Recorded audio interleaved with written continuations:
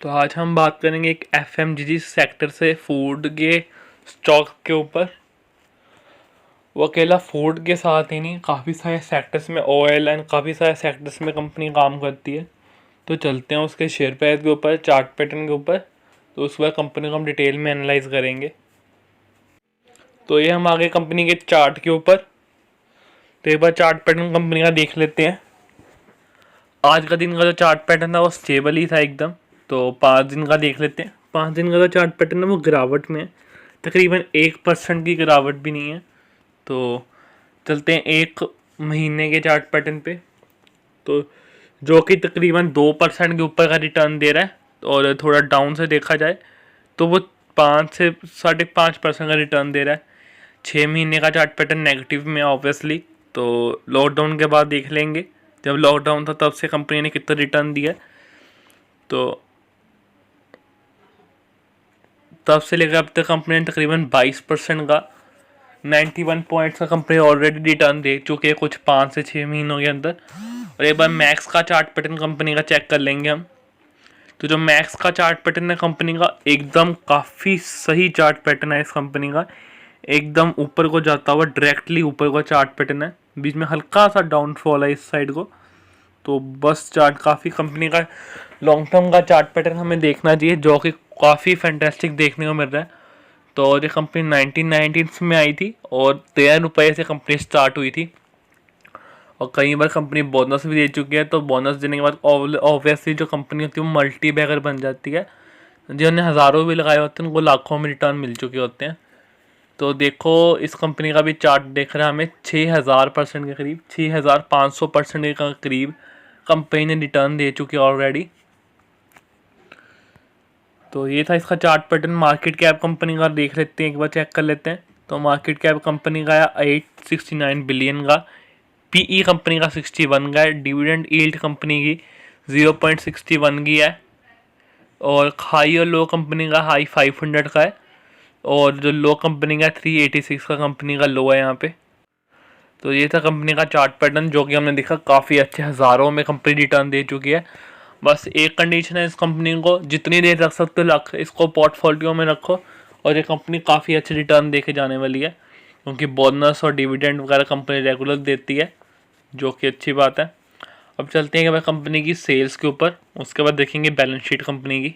तो ये हम आ गए कंपनी की सेल्स के ऊपर।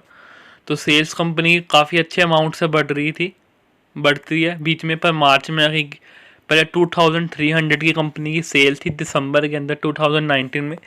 पर मार्च में आगे कंपनी की सेल्स ऑब्वियसली जो सर्कमस्टांसेस से उसको देखते कंपनी की सेल्स जो है तो वो 1800 तक आ गई थी। तकरीबन 500 के करीब कंपनी की सेल्स गिर गई थी, 500 के करीब गिर गई थी, जो कि अब फिर से बढ़ती हुई आ रही है। जो कि कंपनी का शेयर प्राइस, जो कंपनी की सेल्स है वो वापस से रिकवर हो रही है मार्केट के साथ। सो कंपनी के प्रॉफिट्स हम देख लेते हैं, जो कि पहले 281 के थे वो 241 के पहुंच गए हैं। तो कंपनी का प्रॉफिट भी हमने देख लिया, अच्छे खासे अमाउंट से बढ़ रहा है यहाँ पे। तो अब चलते हैं कंपनी की बैलेंस शीट के ऊपर। तो ये हम आ गए कंपनी की बैलेंस शीट के ऊपर। तो बैलेंस शीट जो हमें देखनी होती है वो हमें स्टैंड अलोन देखनी होती है, नहीं हमें देखनी होती है कंसोलिडेटेड बैलेंस शीट। जो स्टैंड अलोन होती है वो कंपनी की जो अपनी बिजनेस होती है उसकी परफॉर्मेंस दिखाता है। और जो कंसोलिडेटेड बैलेंस शीट होती है वहाँ पे कंपनी दिखाती है कि कंपनी ने किसी और कंपनी की हिस्सेदारी खरीदी हुई है। तो अगर वो कंपनी प्रॉफिट कमाएगी तो उसमें अगर हिस्सा लिया हुआ कंपनी ने 20% का, तो 20% का प्रॉफिट इस कंपनी को भी मिलेगा। तो कंसोलिडेट में वो प्रॉफिट भी इंक्लूड होगा। तो हमें कंसोलिडेट इसलिए देखनी चाहिए क्योंकि एट द एंड जो कंपनी का जो प्रॉफिट होगा तो आया तो वो कंपनी के पास ही है ना, तो कंपनी उसको यूज़ तो करेगी।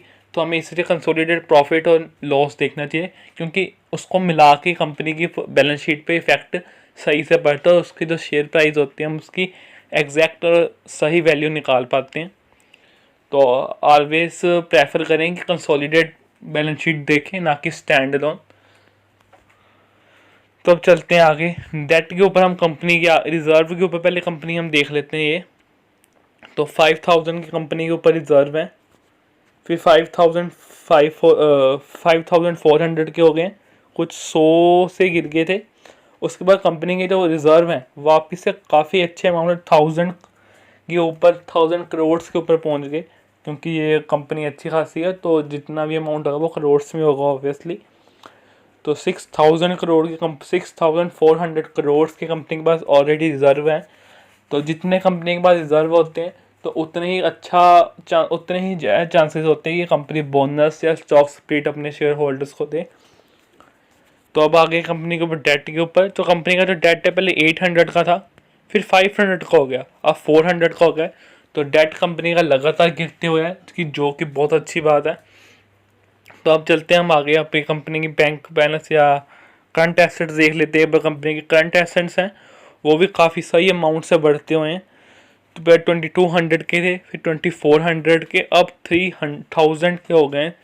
तो जो कि काफ़ी अच्छी बैंक बैलेंस भी कंपनी का काफ़ी अच्छे अमाउंट से बढ़ रहा है, तकरीबन डबल से भी ज़्यादा हो गया हुआ है। तो ये थी कंपनी के पास एसेट्स। कंपनी के पास एसेट्स तो बहुत अच्छे हैं और बिजनेस भी कंपनी का काफ़ी ग्रो हो रहा है। तो अब चलते हैं एक बार आज की कंपनी के प्रमोटर्स की होल्डिंग के ऊपर। तो होल्डिंग से पहले हम देखेंगे कंपनी डिविडेंड देती है अपने शेयर होल्डर्स को। तो हाँ, ये कंपनी शेयर होल्डर्स को डिविडेंड देती है और साल में 3 से 4 बार कंपनी डिविडेंड देती है, तकरीबन 2 बार तो देती है। तो 1 2 3 इस साल में 2 बार, यहाँ पे भी 2 बार, यहाँ पे फिर से 2 बार, 2 बार कंपनी अपने शेयर होल्डर्स को डिविडेंड देती है। पर स्टार्टिंग में 2001 में कंपनी ने 3 बार दिया था। तो हर साल कंपनी डिविडेंड देती है अपने शेयर होल्डर्स को, 2 बार, 3 बार, कई बार 1 बार भी देती है, पर देती हमेशा ही है और ज़रूर देती है। तो ऑलरेडी कंपनी 2020 में ही डिविडेंड अपने शेयर होल्डर्स को दे चुकी है, यहाँ पे फाइनल डिविडेंड दे चुकी है। और देखिए कितने का दे चुकी है, 1.6 पैसे का कंपनी डिविडेंड दे चुकी है, जो कि बनते हैं 60% का डिविडेंड अपने शेयर होल्डर्स को दे चुकी है, जो कि एक अच्छी बात है। डिविडेंड चाहे जितना मर्जी हो, तो कंपनी रेगुलर अब प्रॉफिट शेयर करती है अपने शेयर होल्डर्स के साथ। तो लोगों को ये डिविडेंड देखने में बहुत छोटा लगता है, 1 रुपये का, 2 रुपये का, पर उन्होंने अपने करोड़ों शेयर होल्डर्स को देना पड़ता है 1 रुपये का डिविडेंड, क्योंकि शेयर कंपनी के जो शेयर्स होते हैं वो काफ़ी करोड़्स में होते हैं, काफ़ी अच्छे अमाउंट में होते हैं। वो हम आगे देखेंगे कंपनी के अंदर क्वांटिटी कितनी है शेयर्स की, तो उस हिसाब से उसको 1 से मल्टीप्लाई कर लें तो कंपनी एक बारी में कम से कम 14 से 15 करोड़ का शेयर डिविडेंड ही दे देती है अपने शेयर होल्डर्स को। सो ये बात है कि कंपनी हमारे पास तो 1-2 शेयर्स होते हैं या 1000 होते हैं, 2000 होते हैं, पर जो कंपनी को तो सबको डिविडेंड देना पड़ता है, इसलिए वो अमाउंट काफ़ी ऊपर पहुंच जाता है। तो हाँ, ये कंपनी डिविडेंड देती है। आगे देते हैं बोनस कंपनी का। तो बोनस कंपनी ने काफ़ी 3 से 4 बार कंपनी ने बोनस दे चुकी है, 1993 में, 2005, 6 और अभी 2010 में भी कंपनी ने बोनस दिया था। स्टॉक स्प्लिट देख लेते हैं कंपनी ने कितनी बार किया अपना। तो कंपनी ने स्टॉक का स्प्लिट भी 2000 में ही किया था। तो बोनस, तो यहाँ पे कंपनी बोनस दे चुकी है, स्टॉक को स्प्लिट कर चुकी है और बोनस भी दे चुकी है और डिविडेंड, ये तीनों कैटेगरीज में हमारी कंपनी काफ़ी अच्छी परफॉर्म कर रही है। तो जो सा भी शेयर है, अगर वो अपने शेयर होल्डर्स को बोनस या स्टॉक को स्प्लिट करके दे देता है तो वो ऑलरेडी काफ़ी अच्छा शेयर माना जाता है और मल्टीबैगर रिटर्न्स ऑलरेडी दे चुका है।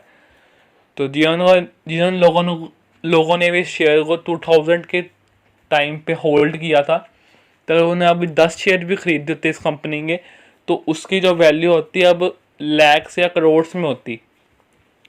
अगर तब ये लोगों ने अब तक होल्ड किया होगा तो उनको पता होगा, उनको हज़ारों में नहीं करोड़ों की अमाउंट्स में उनको रिटर्न मिल रहे हैं। तो ये हमने देखा स्टार्टिंग में सिर्फ 4000% का रिटर्न उनको ही मिल रहा है जिन्होंने होल्ड करके रखा था। सो वो तो था चार्ट पैटर्न का रिटर्न, और जिनको बोनस और स्टॉक स्प्लिट का फ़ायदा मिला होगा तो शेयर को वैसे ही डबल कर देता है। तो ये फ़ायदा होता है बोनस शेयर्स का, कि जो शेयर्स होते हैं हमारे अगर 1000 शेयर्स हैं तो वो 2000 हो जाते हैं, और 2000 शेयर को भी हम अगर 1000% का रिटर्न हमें 2000 शेयर पे ही मिल रहा है तो वो काफ़ी बड़ा अमाउंट बन जाएगा। तो ये फ़ायदा होता है बोनस वगैरह का। तो अब हमने देख लिया कंपनी डिविडेंड देखती है। प्रमोटर होल्डिंग्स देख लेते हैं कंपनी की। जो प्रमोटर्स की होल्डिंग है 0.1% से 67.88% की जो शेयर होल्डिंग थी वो 67.87 हो गया है। तो ये स्लाइटली गिरती हुई है, तो इसको इतना कोई इफेक्ट नहीं है, पर 67% की होल्डिंग्स हैं, जो कि काफ़ी अच्छी बात है प्रमोटर्स के पास। और FIS का जो डाटा यहाँ पे देखने को मिलता है हमें, वो एकदम स्टेबल ही है, थोड़ा सा इंक्रीमेंट में है, तो कुछ पॉइंट्स के तकरीबन, कुछ 20 पॉइंट्स के करीब। और जो कंपनी ने शेयर्स प्लेज किए हुए हैं, कोई गिरवी रख के पैसा उठाया हुआ है, तो वहाँ पे यहाँ पे कंपनी ने कोई भी शेयर अपना गिरवी रख के पैसा नहीं उठाया हुआ, जो कि एक अच्छी बात है।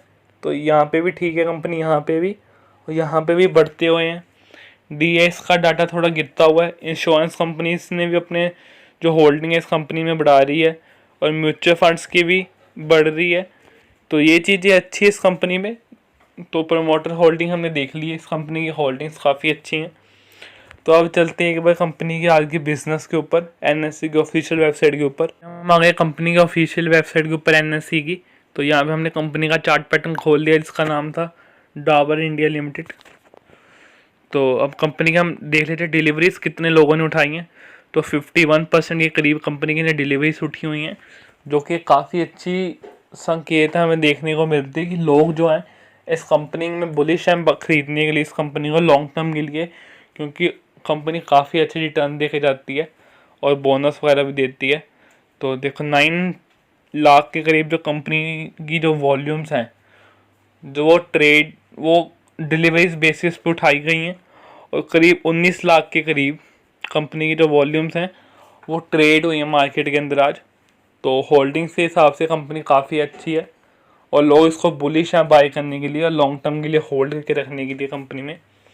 अब एक कंपनी की वो देख लेते हैं एक बार, क्या प्रोडक्ट्स हैं कंपनी के पास, उसका हम फाइनल कंक्लूजन पाएंगे हमें कंपनी में क्या करना चाहिए।